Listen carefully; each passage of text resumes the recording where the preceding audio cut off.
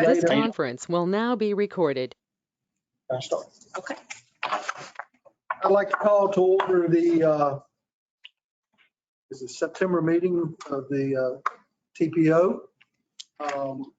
We do have a quorum. And so first, since we have a new member here, I think you've beaten us as we come in, but we'd all just reintroduce ourselves to you. That would be great. We'll start with you, John. John Sharp, Bedford County. Yes, sir. Dwayne Tuggle, Mayor Amherst. Ada Hunsberger, CBTPO. Gene Rogers, Amherst. Frank Rogers, Campbell County. Sarah Carter, Town of Amherst. Oh, sorry. Go ahead. Phil Gabatuller. We'll get to the TV in a minute. So it doesn't matter. Your last meeting? Last meeting, I work here as well. Okay. Planning District Commission. Kelly Hitchcock. Now we'll go to TV. Gentlemen, if y'all would introduce yourself, please. Can they Good hear me? afternoon, Chris Grinstead. Good to see you again, Winter, with VDOT.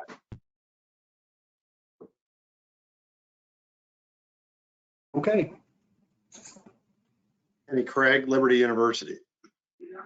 Rick Youngblood, District Planning Manager, VDOT. Thank you all. Thank everybody for being here. We're going to do a slight change on the agenda. We're going to move number 6 up to 1.5, and that's going to be the electronic policy. So Miss Ada, I believe that was you, so take off.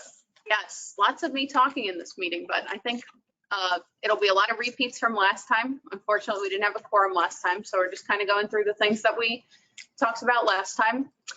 We did reach out to our attorneys to see if we have any more flexibility, which we do not, which is what we kind of discussed last time. Though, as long as a quorum is physically present, members will be allowed to vote electronically. So, any questions about that? And those gentlemen, wherever they went, is that going to be a vote thing, or do we just need them to state where they're at or what exemption they're using? Yes, they'll need to state what exemption they're using. Okay. So Mr. Winstead, can we start with you, sir? Sure, but you'll have to educate me a little bit as to what you're asking. I just need a little bit of. Your choices are I don't want to. a personal matter that prevents you from being in attendance, family member medical condition, if you're at your residence, Silver lining. moving 60 miles. Is there one more about being at the office? Personal matter, right? Yeah, just the, Personal matter would be at the office. Yes, that's what would qualify. Yes, sir. Okay, thank you very much. Who do I got? Mr. Craig. Mr. Craig? Mr. Craig is a non-voting member, so he actually doesn't need a reason. All right, Mr. Youngblood? Mr. Youngblood, also not a voting member. Okay, so y'all don't need a reason. Y'all can just hang out. Everything's good. All right. So now we'll move on with the approval of the April 15th and July 15th. Do we need to Mr. adopt? Chair, we have to adopt it? policy, Right? Okay, I have, We didn't have a quorum last time. oh, Make a okay. motion to adopt. Okay, I have a motion from Ms. Carter. I have a second. Your name in there?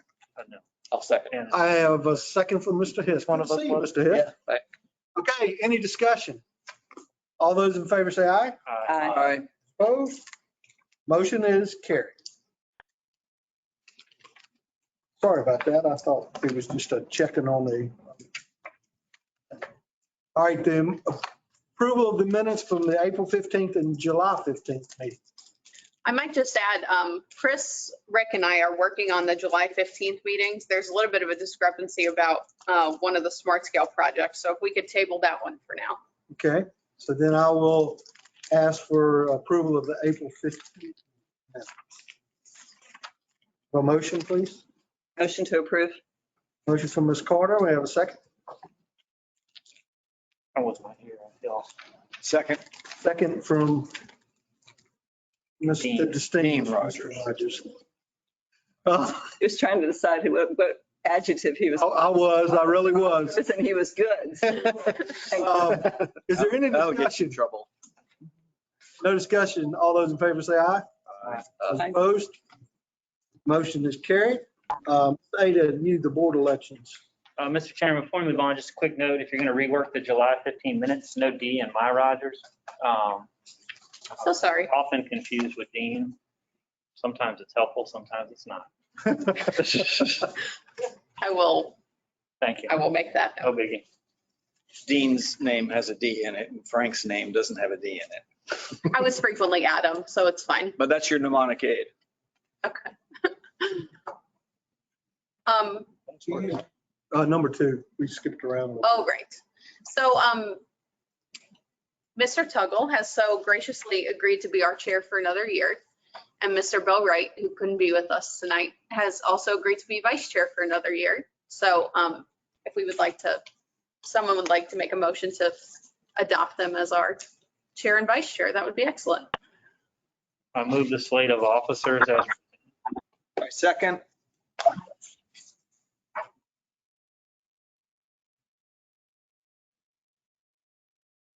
All those in favor? Yes, you told me I don't want to say that. Oh, all those in favor say aye. Aye.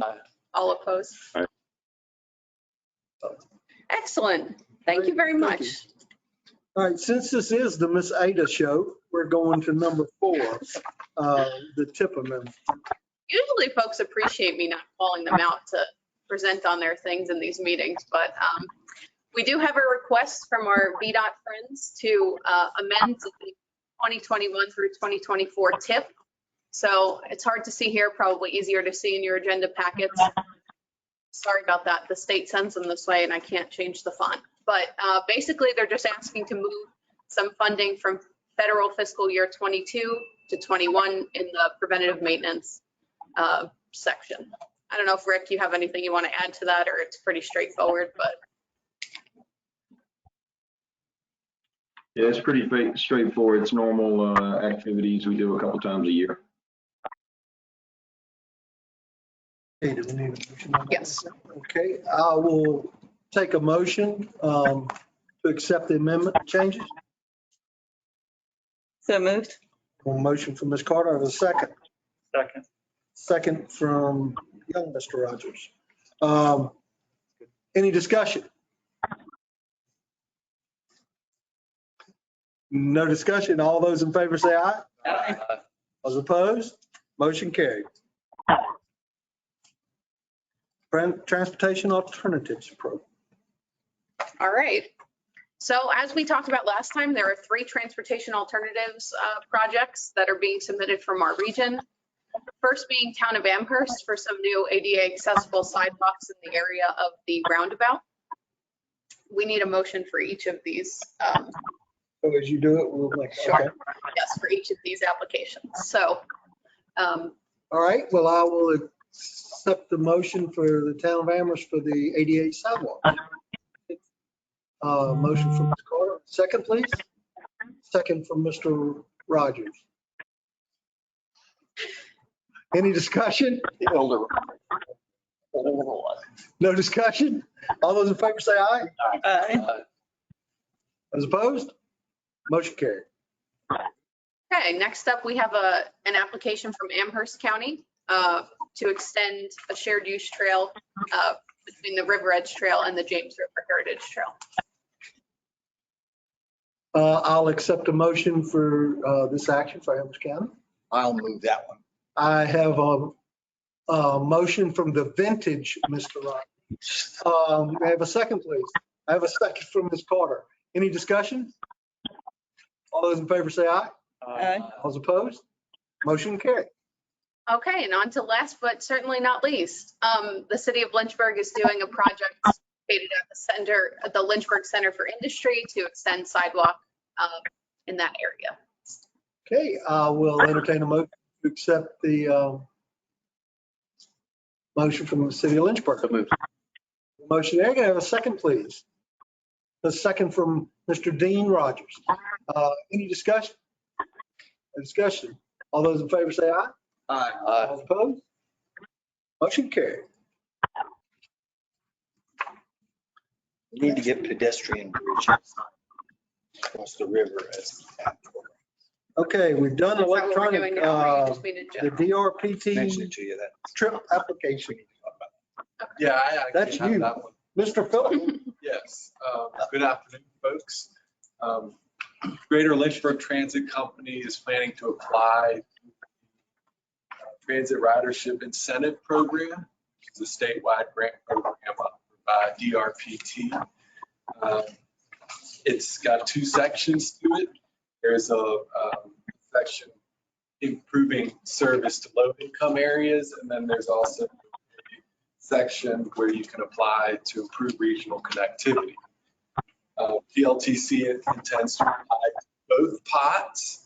The first one, of course, is to improve access to transit by providing fare-free options, areas identified as low in the area. And then the other one is to directly add another bus to the Route 4 route, which is actually the route that connects the multimodal hub, which is the PLTC transfer station, Greyhound, Virginia Breeze, Amtrak, and it connects it to the airport.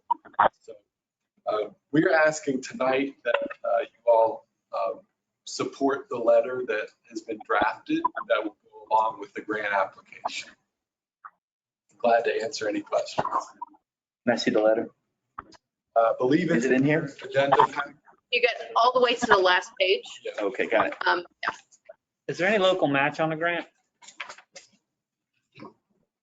I don't that I'm know. aware I'll of. have to get back to you on that, but yeah, I'll have to get back to you. Is this kind of meant to be like a permanent program, a temporary program? I believe it's a 1 year kind of a pilot program. So I want to say there's no local match. So it's out of, the city of Lynchburg. It's just something that they're trying to do to improve ridership since it's dropped off so drastically since COVID. That's kind of the idea. So it's basically fare free and a new bus for a additional route and like a pilot program, 1 year pilot. yes, sir. Okay. And if there is any local match, it would be borne locally by the city and not a regional match? Sure. Yeah, the city pays 10, I believe it's 10% of the operating funds of LTC, so there would be a match involved, but I don't think there's one, but I can get direct. Curious if there's any impact to PDC resources, but or it anyway. Doesn't sound like it. So does anybody else have any other questions? If not, I guess we need a motion to support the letter. Mr. Phillip? Yes. Okay. I will entertain a motion to offer the PDC, or the station, I'm sorry, support to this letter from GLTC. I'll make the motion. Motion from Mr. Sharp, may I have a second? I'll second. I have a second from Mr. Hiss. Is there any further discussion? There being none, all those in favor say aye. Aye. All those opposed? Motion is carried. Okay. We've moved along fairly swiftly today. I can slow down if you would like. Well, just before we get to things from the members, I'll just say one more thing. If you go to informational items on the bottom, you'll see that our finance director, Rosalie, will be retiring soon. And this will be Philip's last meeting with us. He's moving on. I don't know if you want to talk any more about that or not, but he's moving on. This is my last meeting. I'm really great to work with everybody, and old faces. But I took a position in the Mountain Time Zone in Laramie, Wyoming. And I'm going to go out there and start November 1st. But it's been great working with everybody. Thank you. Good luck to you, Phil. Appreciate it, all your work. Whereabouts in Wyoming? It's Laramie? Laramie. It's where the university. Okay. Anything else? That's it. My family moving there is going to add about 10% of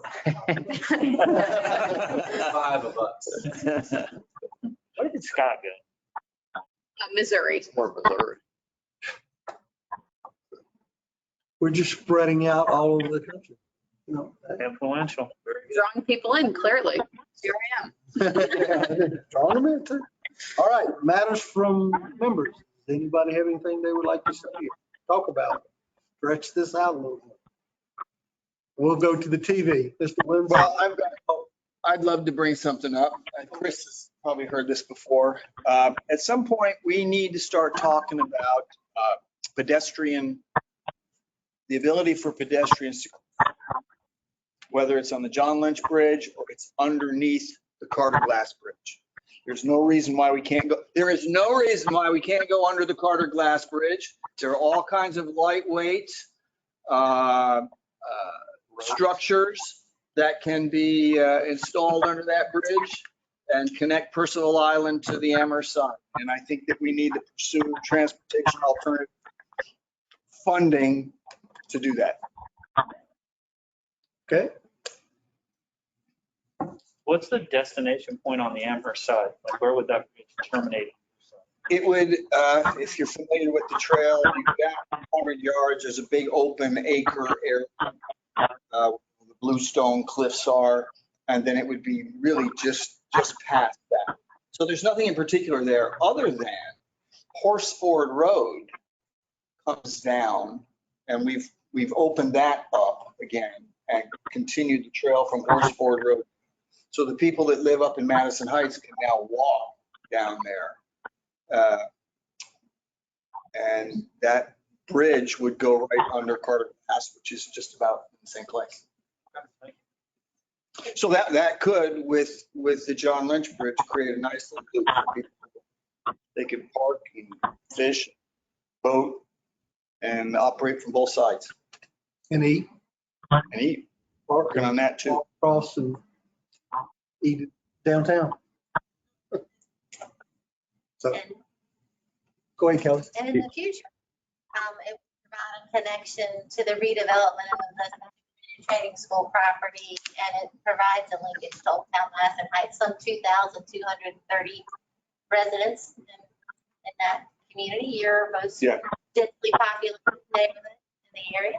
So it should be easy And to River justify. Thank you. Anybody else? 'Cause Chris is dying to jump in. All right, Chris, it's all you. Chairman Tuggle, I was just going to comment, this is up to this point been the most efficient meeting I've been in all month. And thank you for your leadership. I hope to continue that. I would say to my partner, Dean Rogers, I would say that as a personal user of the Riverwalk system and certainly a visitor of Amherst County in my personal life, I totally agree. We need to find a solution that'll help. I'm certainly willing to roll the sleeves up and do that. I would just add that, from a professional standpoint, our first priority, of course, is to make sure we would approach that in a way that is safe and cost effective. And so when I say safe, some of the considerations when looking at existing structures are to make sure that we don't compromise the original intent of the existing structures as they are currently carrying live traffic today. And so I do think that any solutions that we are to find are going to have to be sure that we don't do anything that would take away from that original purpose. In addition, we all know that James River is certainly an attraction, but it is also not static. It does change quite a bit in terms of elevation and certainly the flooding aspects. We need those bridges to stay in place when we're dealing with a massive flood. So we need to be careful. Anything we do that would present a opportunity to catch debris or to create what could be an undue threat to the structural capacity of these bridges, we got to be careful. So I certainly respect the fact we need to find solutions, willing to do that. I think that there may be some other alternatives, maybe some things, maybe even on the deck, John Lynch Bridge, just to look at capacity. both in terms of pedestrian capacity as well as vehicular capacity. So perhaps those are some of the things that we could partner on and talk through the city of Lynchburg, VDOT, Amherst County, and see what we can do to find solutions. So I don't know if that helps, but certainly needed to share that. And again, Chairman Tuggle, I want to get out of your way there. I know you're working hard on that agenda. Thank you, sir. If I may, Mr. Chair, one more comment. Can I come back to you real quick? Because he has one too. Oh, yeah, sure. Yes, sir. Chris, and I do not have Dean knows the river much better than I, and I need to go with him to kind of see these different places. But what I know is, having lived in Richmond, and I don't know if it's the same thing, but there's an expanse that goes underneath, I think, an active highway to Belle Isle.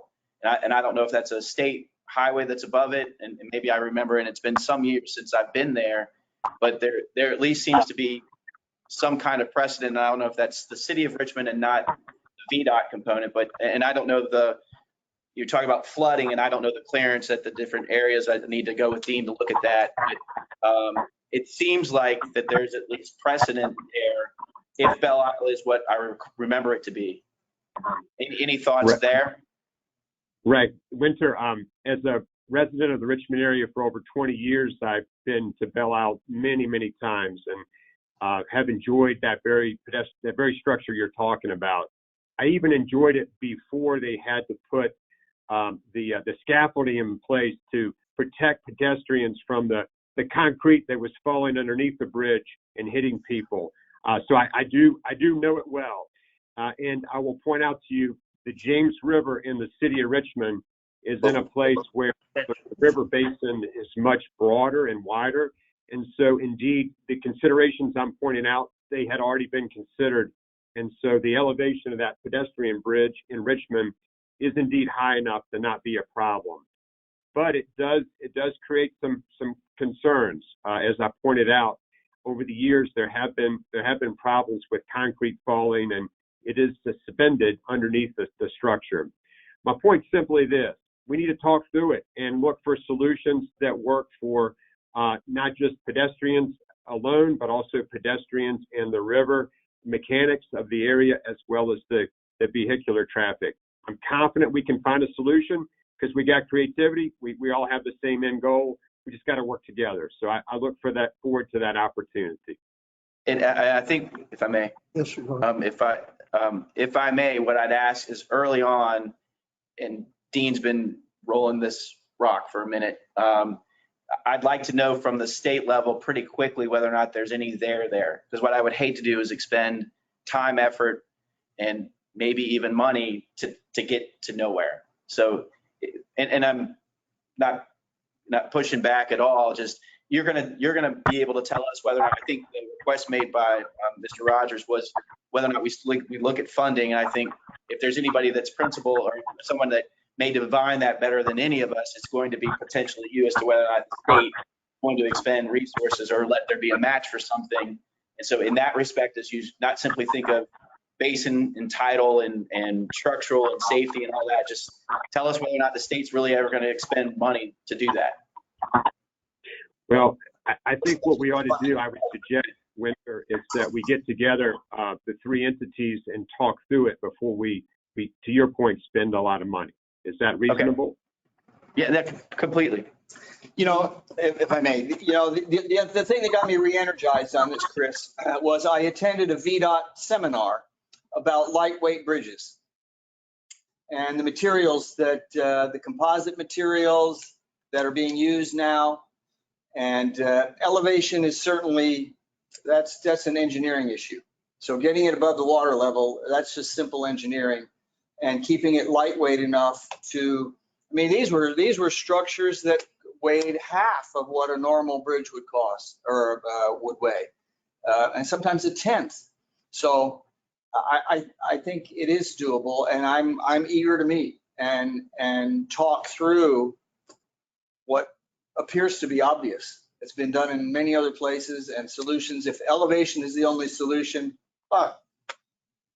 that's something on the nature of stilts.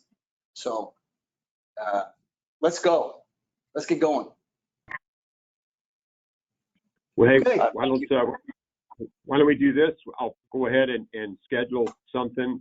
If we can as a follow-up, we'll see what we can schedule sometime in the next 30 days. Is that okay? Great. That's great. Mr. Hiss. Yeah. Thank you. So this will be the third time that Ada's heard this 24 hours. So some of our staff met with Century Equipment about a month or so ago on Route 460. And they're adding a third shift. They're expanding their building a little bit and some other things, but they've had an ongoing issue with ingress, egress, ability to just get out of their parking lot at quitting time. And probably the biggest thing is difficulties of getting deliveries to Century, especially if you're crossing Route 460. Once we heard from Century, we went and talked to some of our other industries, L3 Harris and Custom Truck. Very, very similar stories. These three industries combined are in the 750, 800 employee range, all within essentially a mile of each other. We've already looked at we looked at some improvements at the 460, 811 intersection. And these industries are right down the road to the Bedford County line, but also, Frank, I don't know, but going into Campbell County, going up the intersection at Turkey Foot, then the other intersection that services Wildwood and so forth. There's just a lot of congestion and safety issues and so forth that are along that.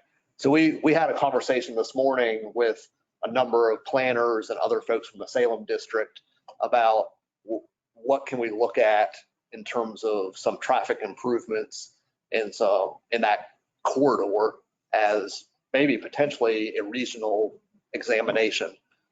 Regional meaning at least two counties as to what might be there. I don't know what the solutions are. I mean, some of it's A-cell lanes, some of it's D-cell lanes, some of it's making sure the median cuts are at the right place and you have enough queuing areas in order to make the turns. And I know on our part, it's kind of a mystery as to why in Campbell County, that section is 45 miles an hour, but then suddenly it's 55 in front of these industries going to New London. So that's kind of interesting. All the industries said that, narrowing that down to a whole corridor at 45 miles per hour would make some sense to their workers and their delivery aspects. But we're not trying to prescribe the solutions, but we'd like to engage, at least from Bedford County's perspective, and being responsive to our industries in some conversations about what are some low-cost options that could be out there to make some improvements, some safety improvements, traffic flow, availability. There might be some big cost issues out there too, but I'd rather look at the low-hanging fruit first to see what can be realized. So. Yeah, Rick, I owe you an email on that, but like he just mentioned, we just talked about this morning, so I haven't gotten that far yet. It's been a busy day, but yes. We just recently completed an arterial management study on 29 and 460. They were the pilot studies for our state. I'll go back and take a look. If I remember correctly, outside of the R-cut at 811 and 460, we had some maybe some entrance consolidation, some access management principles down through that corridor. At the time of the study, and we're only looking at it 2 years ago, there wasn't any, I don't think any emerging issue intersections identified through there. And we did involve stakeholder participation in that. I'll go back and look at the study and see what outcomes and recommendations were put forth in that.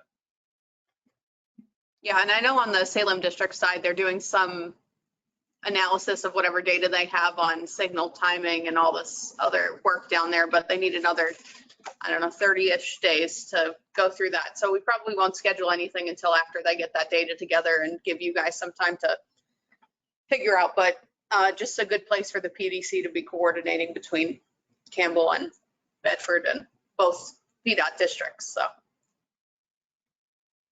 Right. Anybody else? I will entertain a motion to adjourn. Motion from Ms. Carter. A second. Sure. Second from Mr. Rogers. All those in favor? Opposed?